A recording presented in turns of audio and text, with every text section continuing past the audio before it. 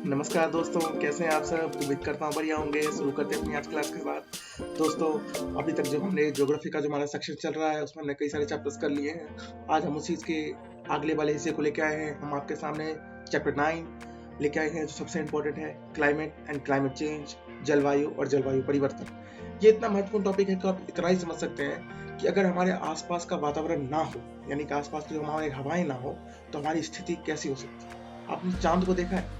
वो एकदम बंजर, खीरा, पत्थरों से भरा हुआ जगह है। तो बिल्कुल वैसे ही हमारी पृथ्वी भी हो जाएगी जब हमारे आसपास जलवायु ना हो, यानी कि हमारे आसपास वायु ना हो। इसके परिणाम भी कई तरह के होंगे। इसके कई सारे नफरतें हैं जो हमारे सामने आएंगी, कई सारी चीजें हैं जो हमारे सामने आएंगी। तो दोस्तों, इसी सब के बीच हम आते हैं अपने चैप्टर के बीच। ठीक है, ये अब तक के हमारे ज्योग्राफी के चैप्टर का सबसे इंपॉर्टेंट चैप्टर हो सकता है, क्योंकि ना केवल ये ज्योग्राफी का हिस्सा है बल्कि इन्वायरमेंट और क्लाइमेट का भी बहुत इंपॉर्टेंट हिस्सा माना जा सकता है। ठीक है दोस्तों, तो आइए स्टार्ट करते हैं। ठीक है, की तरह जब भी हम चैप्टर की स्टार्टिंग करते हैं, हम सबसे पहले लेके आते हैं अपने सिलेबस को। तो आइए एक बार डिसाइड करते हैं, सिलेबस को देखते हैं। ठीक है दोस्तों, तो देखिए, हमने इससे पहले चैप्टर 1, चैप्टर 3, चैप्टर 5, चैप्टर 7 कर लिया था। अब हम आए हैं चैप्टर 9 के ऊपर। ठीक है, क्लाइमेट एंड क्लाइमेट चेंज के ऊपर। ठीक है, इसके साथ ही हमारा ये इकोनॉमी का ये जो हमारे ज्योग्राफी का चैप्टर है, जो लगभग ज्योग्राफी ना होते हुए बल्कि एनवायरनमेंट की तरफ फील करता है, इसको हम बहुत इंपॉर्टेंटली कवर करेंगे। ठीक है दोस्तों, आइए स्टार्ट करते हैं। ठीक है, देखिए, हम बात करते हैं सबसे पहले जलवायु और मौसम और जलवायु के बारे में। देखिए, जहां तक की बात पृथ्वी, अगर हम मौसम की बात करें, तो देखिए, मौसम जो है वो एक शॉर्ट टर्म कंसेप्ट है, यानी कि मौसम जो है वो हर 2 या 3 दिन के हिसाब से बदलता रहता है। ठीक है, लेकिन जो जलवायु होता है, जलवायु कैसा है? जलवायु हमेशा से परिवर्तित होता रहता है। यानी कि जलवायु जो है 30-40 साल का एक कॉन्सेप्ट होता है, जो 30-40 साल में बदलता है। यानी कि 30-40 साल तक ये हमेशा रहता है। यानी कि इससे पहले भी दुनिया में, हमारे पृथ्वी पे जलवायु परिवर्तन हो चुके हैं, और कई बार हो चुके हैं, और वो हमेशा होते रहते हैं। लेकिन मानव की गतिविधियों के कारण ये जलवायु परिवर्तन काफी तेजी से हुए हैं। ठीक है, हम इन चीजों के ऊपर विस्तार से चर्चा करते हैं। ठीक है, आइए हम स्टार्ट करते हैं। हम पहले बात करते हैं वायुमंडल के बारे में, कि वायुमंडल क्या है। देखिए, हमारे चारों ओर का जो हवाओं का जो घेरा होता है ना, यही वायुमंडल है। यानी कि हमारे चारों ओर जितने भी प्रकार के वायुमंडल है हमें चारों तरफ से घेर रखा है। ठीक है, इसी घेराव के कारण हम आपस में चीजों को इंटरलिंक करते हैं। ठीक है, आइए एक बार इसके ऊपर चर्चा करते हैं, वायुमंडल के ऊपर। पृथ्वी के चारों ओर का जो हवा का घेरा है, ये वायुमंडल है, मैं अभी बता चुका हूँ। जो गतिशील है, मतलब चलता रहता है। जो तापमान, दबाव, आर्द्रता, वर्षा इत्यादि के कारण, मतलब इन सभी चीजों के कारण ये अपना रूप बदलता रहता है। बिल्कुल जैसे कि हमने इससे पहले चैप्टर में पढ़ा है, जब गर्म वायु होती है ऊपर जाती है, ठंडी वायु होती है वो सिकुड़ जाती है। ठीक है, और high pressure to low pressure की तरफ वो ट्रांसफर करती है। तो वायुमंडल का ये प्रभाव यहाँ हमें देखने को मिलता है। यहाँ पर हम विस्तार से चर्चा नहीं करेंगे वायुमंडल की, क्योंकि हम पहले कर चुके हैं। ठीक है, तो वायुमंडल के बारे में हम समझ गए। और ये सभी जो वायुमंडल की स्थिति है ना, वो एक दूसरे को प्रभावित करती है। ठीक है, यानी कि तापमान, दबाव, आर्द्रता, वर्षा, ये सारी चीजें वायुमंडल को, स्थितियों को एक दूसरे से प्रभावित करती है। ठीक है, हमने एक दूसरे के साथ प्रभावित किया, और ये एक दूसरे को जोड़ती भी है, प्रभावित करने के साथ साथ एक दूसरे को जोड़ती है। अब हम इसके आगे की चर्चा के ऊपर चलते हैं। क्या है आगे की चर्चा? देखिए, आगे की चर्चा है मौसम और जलवायु में अंतर क्या है। मैंने भी समझाया था मौसम क्या है। देखिए, अनियमित और समय समय पर ये बदलता रहता है। ठीक है, मौसम क्या है? समय समय पर बदलता रहता है, यानी कि 1-2 दिन पे या 1-2 महीने की स्थितियों पे बदलता है। ये शॉर्ट टर्म कॉन्सेप्ट है। ठीक है, लघुकालिक, यानी कि छोटे समय के लिए मौसम परिवर्तन होते रहते हैं। ठीक है, इसका निर्धारण कि मौसम कैसा होगा, ये इंडियन मेट्रोलॉजिकल डिपार्टमेंट करता है। ठीक है, भारत का जो मौसम विज्ञान है वो इसको निर्धारित करता है, और वो इसकी जांच करता है और पता लगाता है कि किस प्रकार से मौसम परिवर्तन हो रहे हैं। दूसरी बात करते हैं जलवायु के ऊपर। जलवायु क्या होता है? किसी विशेष क्षेत्र में, या वो बड़ा क्षेत्र हो या फिर कोई देश हो गया, या विश्व स्तर पे, ये बड़े क्षेत्रों पे होता है। मौसम क्या है? छोटे क्षेत्रों पे होगा और छोटे समय काल के लिए होगा। लेकिन जलवायु क्या है? बड़े क्षेत्रों में होगा और बड़े समय के लिए होता है। ठीक है, ये दीर्घकालीन मौसम परिवर्तन की बात करता है। ठीक है, यानी कि एक दीर्घकालीन मौसम क्या था? छोटे समय के लिए, और दीर्घकालीन मतलब लंबे समय के मौसम कॉन्सेप्ट को निर्धारित करता है। कौन? जलवायु। तो जलवायु क्या करता है? दीर्घकालीन मौसम की बात करता है। और इसका निर्धारण कौन करता है? इसका निर्धारण करेगा विश्व मौसम विभाग। जलवायु का निर्धारण कौन करेगा? विश्व मौसम विभाग। और लगभग 30-40 साल का जो अंतर होता है, अवधि होती है, उसका एक औसत निकाला जाता है, और उसके आधार पर जलवायु का निर्धारण किया जाता है। ठीक है, अभी तक समझ गया? ठीक है, तो जलवायु का निर्धारण कौन करेगा? समझ गया? अब हम बात करते हैं, क्योंकि हम इसका इंग्लिश, अगर आपको इंग्लिश वर्जन पढ़ना हो तो वो पढ़ सकते हैं। आगे चलते हैं। देखिए, अब हम बात करते हैं कि जलवायु को प्रभावित करने वाले कारक कौन कौन से। मान लो आप एक सेकंड के लिए सोचो कि हमारे आसपास जलवायु है ही नहीं, हमारे आसपास जलवायु नहीं है, यानी कि हवा नहीं है। तो हवा नहीं है तो कैसा होगा? हमारी जो हरी भरी धरती आपको दिखती है वो कुछ ऐसी दिखेगी। देख सकते हैं, कंकर, पत्थर, बंजर से दिखी हुई धरती, और ये कुछ हमारा धरती का गोला, ये हमारी धरती का ही हिस्सा है, ठीक है, धरती है ये पूरी। आप देख सकते हैं कितनी पथरीली, कितनी कंकीली हमारी धरती बन जाएगी अगर हमारे पास जलवायु नहीं होगा। तो ये जलवायु को प्रभावित कौन कौन से चीजें करती हैं, आइए एक बार देख लेते हैं। देखिए, अगर हम जलवायु की बात करें तो जलवायु को जो प्रभावित करते हैं वो करते हैं भूमध्य रेखा से, वो कितनी दूरी पे है। भूमध्य रेखा आप समझ गए, ये जो हमारा अर्थ है, ठीक है, अर्थ का जो बीच वाला हिस्सा होता है ये भूमध्य रेखा होता है। तो भूमध्य रेखा पे क्या होता है, सबसे ज्यादा गर्मी पड़ती है। तो ये कितनी दूरी है भूमध्य रेखा से, ठीक है, यहाँ पे अधिक ऊष्मा मिलती है, भूमध्य रेखा पे सबसे ज्यादा ऊष्मा मिलती है, और इसकी गर्मी के कारण क्या होती है, लगातार वर्षा भी होती है, ठीक है, ये हम पहले पुरानी कॉन्सेप्ट में पढ़ चुके हैं। तो भूमध्य रेखा पे अधिक गर्मी होती है, इसके कारण निर्धारित होता है। समुद्री तल से कितना ऊंचा है, ठीक है, इसके आधार पर भी निर्धारित होगा। यानी कि समुद्र तल से ऊंचाई के साथ साथ, क्योंकि जैसे जैसे ऊंचा जाएगा तापमान कम होता जाएगा, तो उसका निर्धारण, जलवायु का निर्धारण यहाँ पे भी होगा। अब आते हैं महासागरीय धाराओं के बारे में चर्चा करते हैं। देखिए, वैश्विक जो पवनें होती है ना, वो प्रचलित हवाओं के रूप में हमें जानी जाती है, ठीक है। वैश्विक पवनें, जो विश्व की जो पवनें होती है, विश्व की हवाएं होती है, वो अलग अलग नामों से हमें जानी जाती है, ठीक है। इसके परिणाम स्वरूप हमें क्या मिलता है, हमें पेटियां मिलती हैं, संभावनीय धाराएं मिलती है, यानी कि वर्षा के कारण मिलते हैं। जो महासागरीय धारा है उनसे भी क्या मिलता है, हमें वर्षा का भी रूप देखने को मिलता है, ठीक है। और वो एक स्थान से दूसरे स्थान पर हमेशा बदलती रहती है, ठीक है, वर्षा करवाती है और बदलती रहती है। धाराएं होती है, जैसे कहीं गर्म होती है, उसके बाद भूमध्य रेखा पे गर्म होती है, धीरे धीरे ऊपर जाती है, ठंडी होने लगती है, और जैसे जैसे वायु गर्म होने लगती है, गर्म को प्रभावित करने के लिए ठंडी हवा आती है, ठीक है, और ये वर्षा का कारण बनती है, ठीक है। तापमान, जो ठंडी तापमान होती है उसको गर्म करता है, गर्म तापमान को ठंडा करता है। तो ये सारी काम हमें महासागरीय धाराओं के रूप में हमें देखने को मिलता है, ठीक है।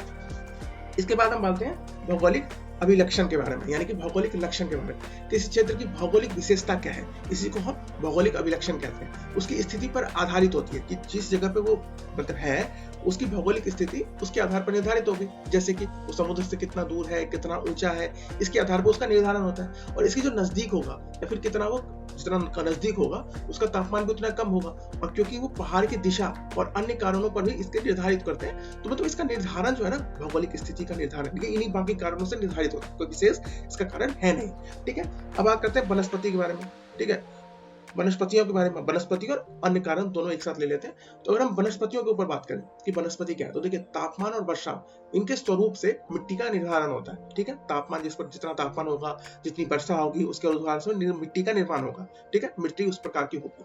अब जिस प्रकार से मिट्टी होगी, वनस्पति को भी वो उसी प्रकार से प्रभावित करेगी। इसके अगर अन्य कारणों की हम चर्चा करें, ठीक है, अन्य कारण, तो ग्रीन हाउस गैस किस प्रकार से काम करते हैं, ठीक है, सौर विकिरण क्या है, ठीक है, और इसके साथ साथ ग्रीन हाउस गैस, सौर विकिरण और भूमि की सतह, इन सभी का निर्धारण भी हमें यहीं पे अन्य कारण के रूप में देखने को मिल जाता है, ठीक है। आइए आगे चलते हैं।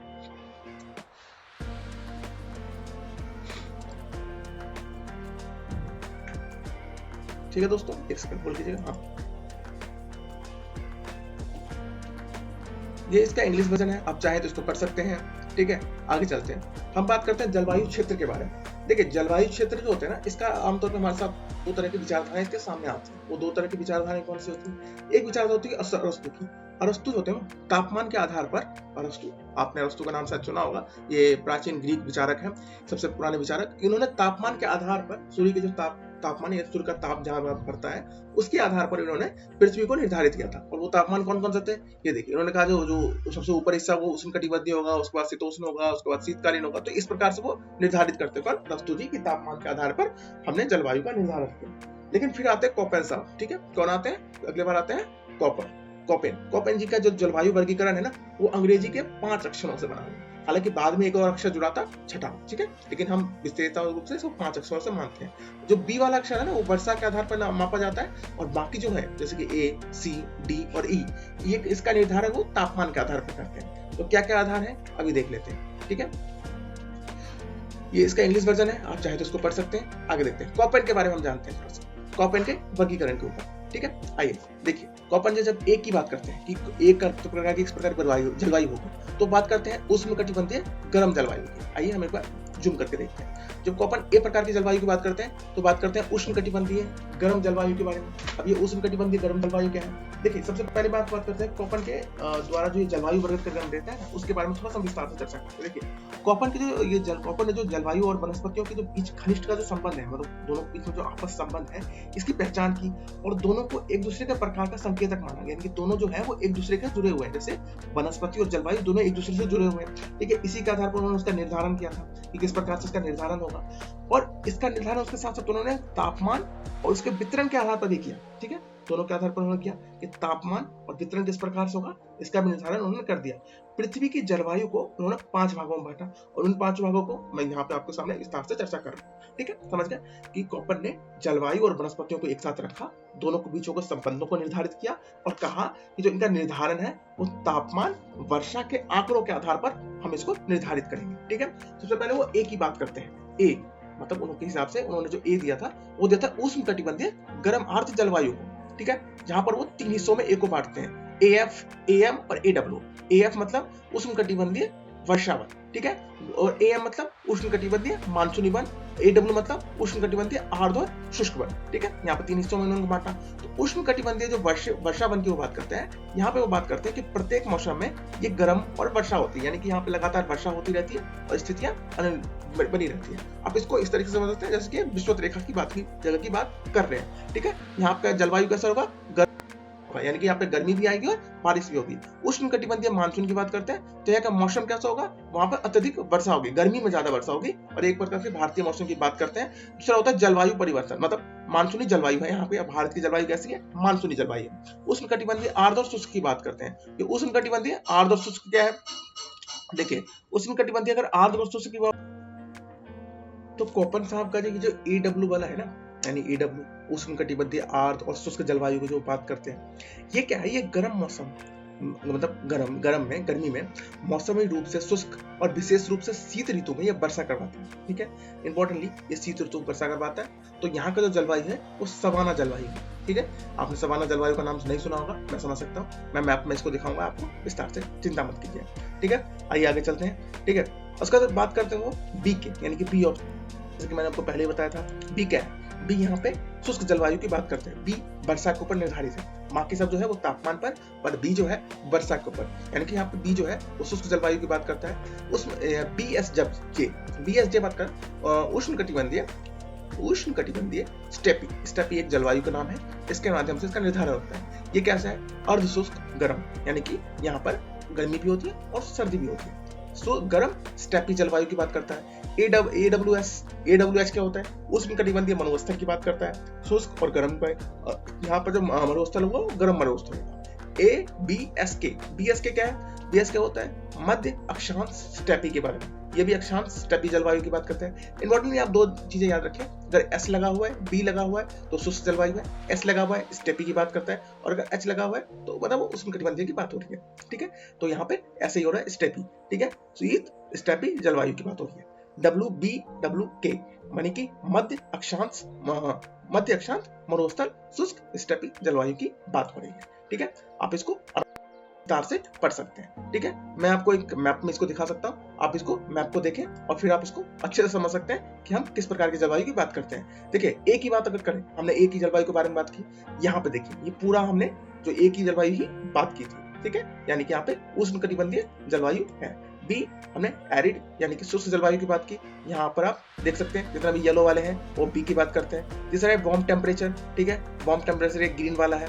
ठीक है, उसके बाद स्नो ये सबसे ऊपर वाला है। ठीक है, आपके ब्लू में जो है। ठीक है, उसका पोलर ये सबसे ऊपर वाले। ठीक है, ये उत्तरी ध्रुव और ये नीचे दक्षिणी ध्रुव, इनकी बात करते हैं। तो समझ गए, यही 5 कारण होते हैं, यही 5 चीजें हैं जो यहाँ पे हमें देखने को मिलता है। ठीक है, अगले स्लाइड में भी अगर आप देखें तो यही चीजें हैं। आप तो चाहें तो विस्तार से पढ़ सकते हैं, क्योंकि समय की कमी के कारण हम इसको नहीं पढ़ा पाएंगे, क्योंकि बहुत सी चीजें में यहाँ पे छूट जाएगी। ठीक है, आप इसको देख सकते हैं।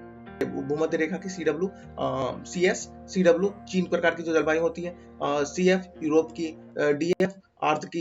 ठीक है, इस प्रकार से आप इसको देख सकते हैं। ET टुंड्रा की, और H वाले की मैं बात कर रहा था। ये जो H वाला जो नया आया है, इसका मतलब होता है उच्च भूमि, यानी कि ऊपरी भूमि। हिमालय के जो आवरण होते हैं, हिम आवरण के साथ साथ ये उच्च भूमि की बात करता है। और अविभाजित उच्च भूमि की ये बात करते हैं। ठीक है, आइए स्टार्ट करते हैं, देखते हैं हम आगे के विस्तार के बारे में। और ये वही चीजें हैं जो हम पहले पढ़ चुके हैं। ठीक है, आगे हम इसके ऊपर आगे चर्चा करेंगे। ठीक है, देखिए अब हम बात करते हैं बहुत इंपॉर्टेंट हिस्से के बारे में, जो है जलवायु परिवर्तन के बारे में। ठीक है, जलवायु परिवर्तन क्या है? जलवायु परिवर्तन के बारे में हम पहले पढ़ चुके हैं, लेकिन यहाँ पे हम इसके ऊपर और भी विस्तार से चर्चाएं करने वाले हैं। ठीक है, जलवायु परिवर्तन। जलवायु परिवर्तन में क्या होता है कि पृथ्वी जो होता है, पृथ्वी ने अपने विकास के बाद लगभग ये 50 साल के बारे में हम बात कर रहे हैं, लेकिन मैं आपको जलवायु के विस्तार से सारी चीजों के बारे में डिटेल से बताने वाला हूँ। एक सेकंड आप यार ये देखिए, पिक्चर को देखिए, ये देखिए, अगर जलवायु के हम नुकसान करते रहे तो स्थितियां इस तरीके से अभी के समय तो चल रही है कि हम लगातार तापमान के हिसाब से उसको गर्म करते हुए जा रहे हैं। ठीक है,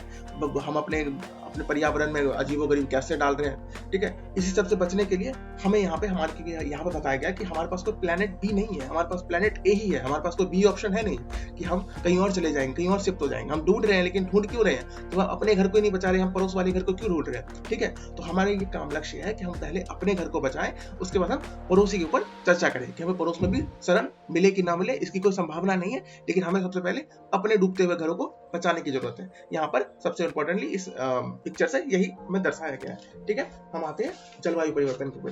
देखिए, पृथ्वी ने अपने विकास के बाद से जलवायु के विभिन्न परिवर्तन किए हैं। जलवायु में हमने कई तरह के परिवर्तन किए, जैसे कि मैंने बताया 50 साल का ही रेशियो है ना, लेकिन पृथ्वी तो हजारों साल से चल रही है। इसका प्रमाण हमें मिलता है कि भूवैज्ञानिक और ऐतिहासिक जो रिपोर्ट है ना, उनके माध्यमों से इसके बारे में चर्चाएं मिलती है। प्राकृतिक, अगर हम प्रक्रियाओं के बारे में बात करें कि प्राकृतिक कारण कौन कौन से होते हैं, तो उसके ऊपर अगर हम चर्चा करें तो वर्तमान में भी इस तरीके से हमें देखने को मिलती है। दुनिया के सभी क्षेत्रों में जलवायु में भारी वृद्धि हो रही है, जलवायु में लगातार परिवर्तन हमें देखने को मिलता है। ठीक है, इसका कारण क्या है? देखिए, इसके लिए एक वैश्विक घटनाएं हैं बन चुकी है, क्योंकि जलवायु परिवर्तन आप एक वैश्विक घटना है। क्योंकि हमने पहले देखा था कि ये विश्व आधार पर चल रही है, मौसम की तरह नहीं है कि एक ही क्षेत्र में अलग होगा, दूसरे क्षेत्र में अलग होगा। तो क्योंकि एक वैश्विक घटना है, तो इसीलिए इसके लिए हमें वैश्विक रूप से काम करने की जरूरत है। ठीक है, और कई सारी समस्याएं हैं जिसका हमें समाधान करने की भी आवश्यकता है। ठीक है, तो जलवायु परिवर्तन की हम बात करते हैं, हम कुछ शब्दावली को देखते हैं जो जलवायु परिवर्तन के अंतर्गत सबसे महत्वपूर्ण रखता है। तो कौन कौन शब्दावली है? देखिए, सबसे पहले हम बात करते हैं भूमंडलीय उष्मीकरण के बारे में। क्या है ये भूमंडलीय उष्मीकरण? देखिए, हमने बात की थी भूमंडलीय उष्मीकरण, आप इतना समझ लीजिए, ये हमें क्लाइमेट चेंज की बात करता है, सॉरी हाँ, हमें ग्लोबल वार्मिंग की बात करता है। ठीक है, क्लाइमेट चेंज मतलब क्लाइमेट चेंज तो वो था कि ये जलवायु परिवर्तन है, लेकिन हमें अगर इसके बारे में बात करें तो ये भूमंडलीय उष्मीकरण क्या है? भूमंडलीय उष्मीकरण है हमारे पास ग्लोबल वार्मिंग यानी कि भूमंडलीय उष्मीकरण, यानी कि पृथ्वी का बढ़ता हुआ तापमान। कैसे पृथ्वी अपना तापमान बढ़ाता है? देखिए, इस पिक्चर के माध्यम से समझ सकते हैं। सूरज क्या करता है? सूरज अपनी गर्मी छोड़ता है। ठीक है, सूरज की जो गर्मी होती है उसे हम कहते हैं विजुअल लाइट। ठीक है, सूरज की गर्मी विजुअल लाइट होती है, और ये इसे कहते हैं लघु किरण। ठीक है, ये अपनी किरण क्या करता है? यहाँ पे छोड़ता है पृथ्वी पे, और छोड़ने के साथ साथ क्या होता है? ये टकरा के वापस भी जाती है। ठीक है, सूरज हमेशा मतलब सालों से ऐसा करता आ रहा है, मतलब हजारों सालों से, जब से सूरज बना है, जब से पृथ्वी बनी है, तब से सूरज क्या करता है? सूरज को पृथ्वी को अपनी गर्मी देता है, और पृथ्वी अपने गर्मी को सोख करने के बाद बाकी गर्मी को ऊपर छोड़ देती है। इस सोखने की प्रक्रिया होता है कि ग्रीन हाउस गैस जो होते हैं, ग्रीन हाउस गैस कुछ गैसेस होते हैं, जैसे कि कार्बन डाइऑक्साइड, मीथेन, ठीक है, नाइट्रिक ऑक्साइड, इस प्रकार के गैसेस होते हैं जो क्या करते हैं? इस प्रक्रिया में पृथ्वी की सहायता करते हैं, यानी कि पृथ्वी को सोखने में मदद करता है, ताकि पृथ्वी पे थोड़ी गर्मी बनी रह सके और पृथ्वी के जो बाकी हिस्से हैं वो बनी रह सके। इस प्रक्रिया में क्या होता है कि ग्रीन हाउस गैस इस तरीके से काम करता है। अगर मान लो ग्रीन हाउस गैस की संख्या बढ़ जाए तो क्या होगा? पृथ्वी सूरज से जो गर्मी आएगी वो तो पृथ्वी पे वैसी मात्रा में आएगी जैसे पहले आती थी, और जो ये वापस करने की जो प्रक्रिया होगी ना, ये धीमी हो जाएगी। यानी कि अब सूरज पृथ्वी से लेगा, पृथ्वी जो है वो सूरज से गर्मी तो ज्यादा लेगा, लेकिन छोड़ेगा कम। परिणाम, पृथ्वी धीरे धीरे गर्म होती जाएगी। ठीक है, समझ गए? पृथ्वी से सूरज ने पृथ्वी को गर्मी दी, लेकिन वापस नहीं ले पाया, तो परिणाम क्या हुआ? पृथ्वी धीरे धीरे गर्म होती गई। परिणाम, जो उसका गर्म होने का कारण क्या है? Green house gas. तो ये ग्रीन हाउस गैस को कंट्रोल करने के लिए ही, ठीक है, ग्रीन हाउस गैस की जो ये लगातार संख्या जो बढ़ती जा रही है, इसी को कंट्रोल करने के लिए हमने कई सारे और संगठन भी बनाए हैं। ठीक है, लेकिन ग्रीन हाउस गैस की जो पूरी प्रक्रिया चल रही है, इसमें ग्रीन हाउस गैस यहाँ पर अटक रहा है, इसी प्रक्रिया को हम कहते हैं ग्लोबल वार्मिंग, यानी कि पृथ्वी का तापमान, वायुमंडल का जो तापमान है वो लगातार बढ़ना। ठीक है, इसी को हम ग्लोबल वार्मिंग कहते हैं। इसकी शुरुआत कहां से होती है? इसकी शुरुआत होती है, इसकी जो ग्लोबल वार्मिंग जो बढ़ रहा है हमारे सामने, इसकी शुरुआत होती है हमारे पास औद्योगिकरण के बाद से। आइए हम इसके ऊपर एक बार चर्चा कर लेते हैं। तो देखिए, पृथ्वी का जो वायुमंडल है उसका जो तापमान है वो लगातार बढ़ रहा है। ऐसा क्यों होता है? ऐसा होता है ग्रीन हाउस गैस की उपस्थिति के कारण। और ग्रीन हाउस गैस की प्रकार कैसे काम करता है वो मैंने आपको पहले बता दिया है। ग्रीन हाउस गैस के अंदर कौन कौन से आते हैं? ग्रीन हाउस गैस के अंदर आते हैं carbon dioxide, methane, carbon monoxide, ozone, chlorofluorocarbon, nitric oxide. आप इसको किसी पेपर में लिख लें क्योंकि ये आपके एग्जाम के लिए बहुत इंपॉर्टेंट है। फिर से बोलता हूँ, कार्बन डाइऑक्साइड,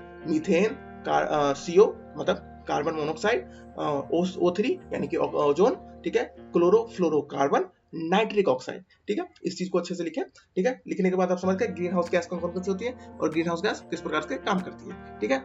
अच्छा, इसका जो परिणाम है यानी कि ऊष्मीकरण अचानक से कैसे बढ़ा, ये अचानक से नहीं बढ़ा। देखिए क्या होता है कि औद्योगिक क्रांति के बाद जब हमने औद्योगिक क्रांति विश्व में लाई गई, उसके बाद क्या हुआ, हमने कई सारे इंडस्ट्री बनाए, कई सारी फैक्ट्रीज बनाई, कई सारी चीजें बनाई।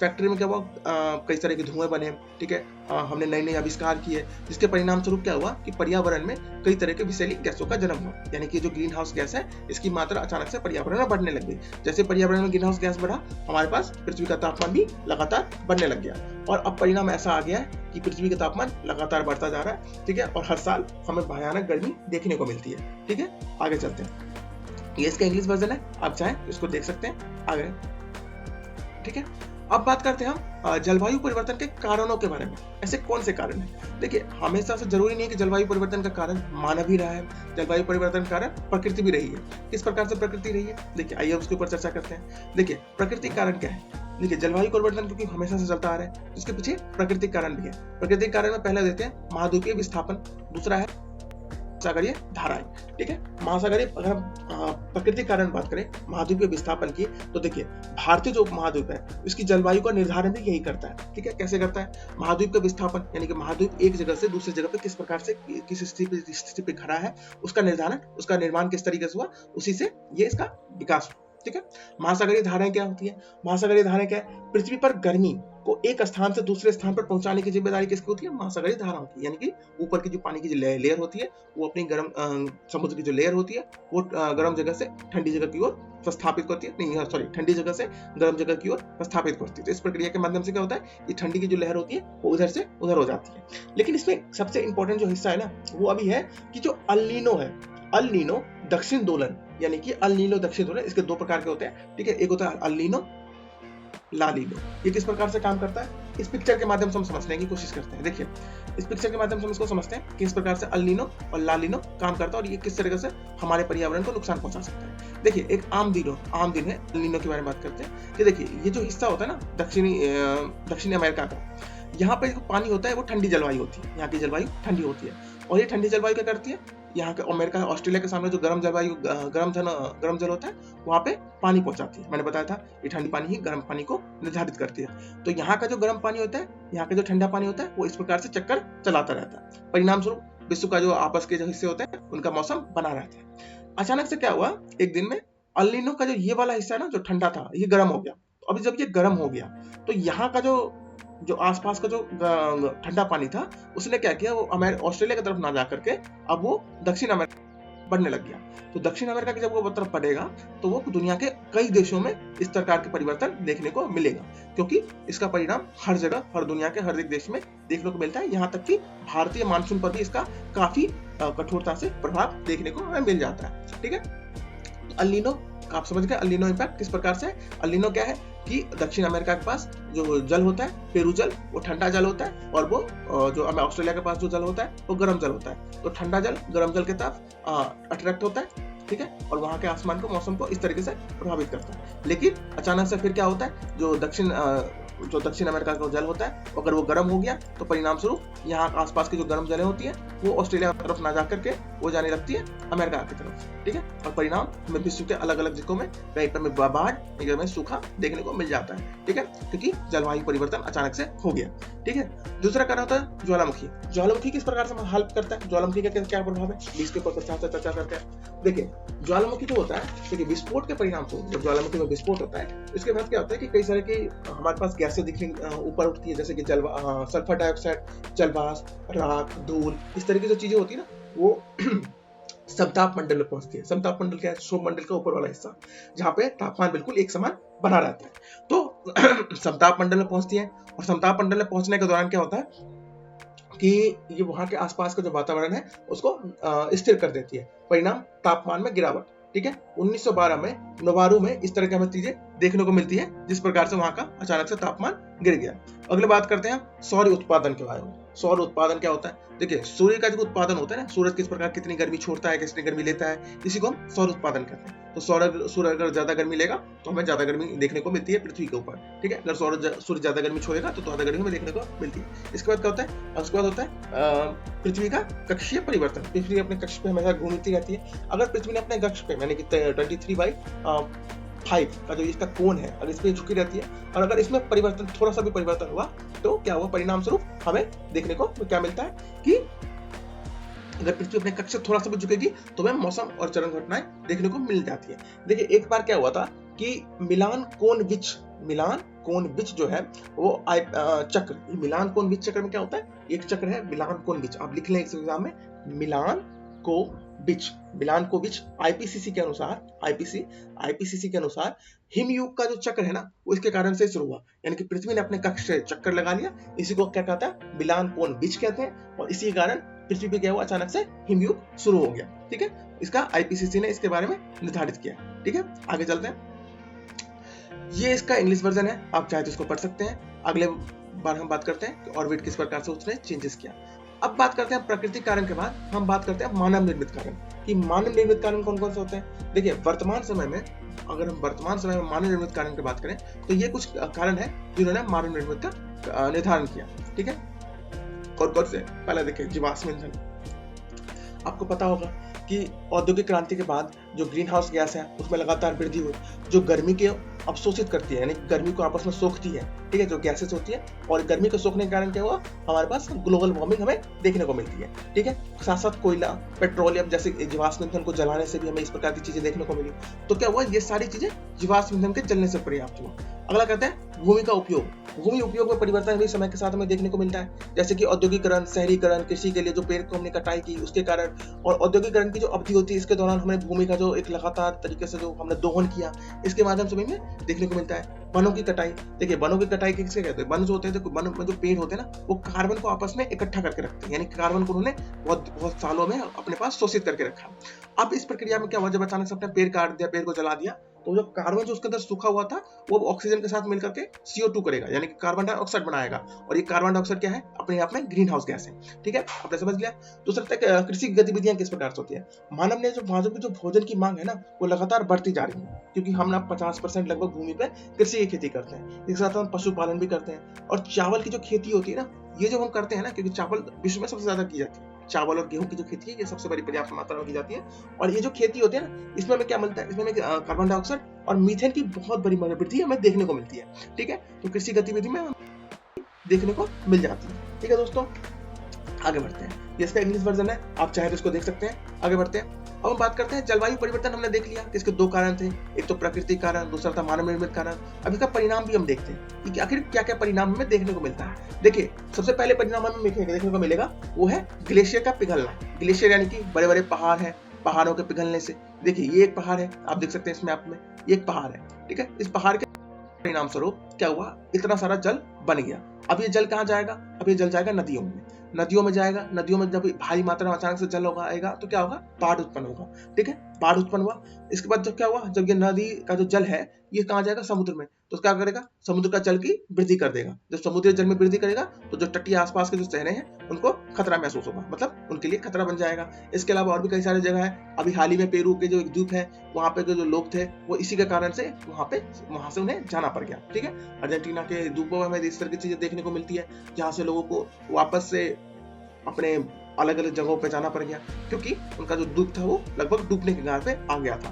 तीसरा था चरम मौसम में परिवर्तन। अब देखिए, अचानक से अगर समुद्री जलों में अगर अचानक से इस तरह की चीजें आ जाएगी तो क्या होगा? मौसम का जो चक्र होगा उसमें भी परिवर्तन आएगा, क्योंकि अब गर्म जल और ठंडे जल में हमें परिवर्तन देखने को मिलता है। देखिए, अचानक से क्या हुआ कि 27 डिग्री पे क्या होता है कि पृथ्वी का जो तापमान होता है ना वो बढ़ जाता है, ठीक है। 27 डिग्री एक चरम घटनाएं है, जिसके कारण ठीक है हमें देखने को मिलता है कि 27 डिग्री समुद्र का एक औसत तापमान है। और अगर 27 डिग्री के बाद का अगर कोई तापमान बढ़ेगा तो परिणाम स्वरूप हमें भयंकर भाट और मतलब भयंकर चक्रवात देखने को मिलेगा। और ये चक्रवात क्या होगा, आसपास के जो तटीय क्षेत्र होंगे उसको प्रभावित करेंगे। ठीक है, तो चरम घटनाएं समझ गए।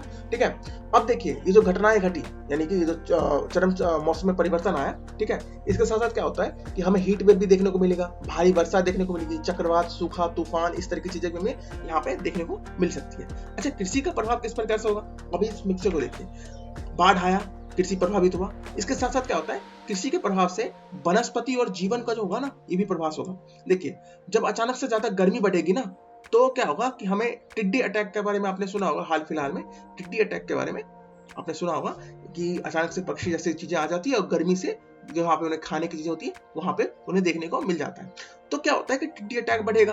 ठीक है, इस तरीके से फंगस, कीड़े जो होते हैं वो भी पेड़ों पे लगने शुरू हो जाएंगे, पत्तियों पे लगने शुरू हो जाएंगे, क्योंकि अचानक से जब गर्मी बढ़ जाती है तो कई तरह की चीजें हमें परिवर्तन देखने को मिलता है। ठीक है, तो कीटों का आक्रमण बढ़ेगा, बीमारियां बढ़ेंगी, जो प्रवास होता है, जो पक्षियों का प्रवास होता है उसमें भी समस्या आएंगी, प्रजनन की तरीके में कमी आएंगी। तो ये सारी चीजें हमें इसके साथ देखने को मिलेगी जब अचानक से वनस्पतियों में परिवर्तन आएगा। स्वास्थ्य पे किस प्रकार से प्रभाव पड़ेगा, देखिए, जब लू बढ़ेगा, डेंगू बुखार आएंगी, वेस्ट नाइल फीवर आएगा, इस तरीके जो नई नई अलग अलग चीजें जो बीमारी आएंगी, स्मोक आएगा, स्मोक जो भी अपने आप में एक समस्या है। ठीक है, तो इन चीजों को हमें देखने को यहाँ पे मिल जाएगा, जलवायु परिवर्तन का ही परिणाम होगा। तो अब इतना सब कुछ हो रहा है दुनिया में, आप इसका इंग्लिश वर्जन है, आप इसको देखें। ठीक है, तो दुनिया में इतना सब कुछ हो रहा है, तो क्या कोई इसके लिए कुछ काम नहीं कर रहे? देखिए, इसके लिए हम वैश्विक रूप से काफी सारे परिवर्तन हमें देखने को मिलता है, हम इसके लिए काफी सारे काम भी कर रहे हैं। जलवायु परिवर्तन के लिए वैश्विक पहल जो है, इसका हमें सिर्फ 2 समाधान हमारे निकालने के लिए हमारे जो वैज्ञानिक है कहते हैं कि सिर्फ आप 2 समाधान कर लीजिए, आपका पर्यावरण स्वच्छ हो जाएगा। तो 2 परिवर्तन क्या है, पहले हमें पढ़ना है ग्लोबल वार्मिंग के ऊपर लड़ना है। ठीक है, हमें लड़ना है भूमंडलीय उष्मीकरण के बारे में, यानी कि भूमि का जो तापमान है इसको हमें लड़ना है। दूसरा क्या है, ग्रीन हाउस गैस का जो प्रभाव है इसको हमें कम करना है, इसको हमें सीमित करना है, और भूमंडलीय जो उष्मीकरण है इसको हमें रोकना है। तो अब हम इसको कैसे रोकेंगे? इसके लिए वैज्ञानिकों ने 2 प्रयास किए। उन्होंने कहा, मतलब आमतौर पर उनको तो उनके बहुत सारे प्रयास हैं, बट उन्होंने दो इंपॉर्टेंट प्रयास है जो उन्होंने किया।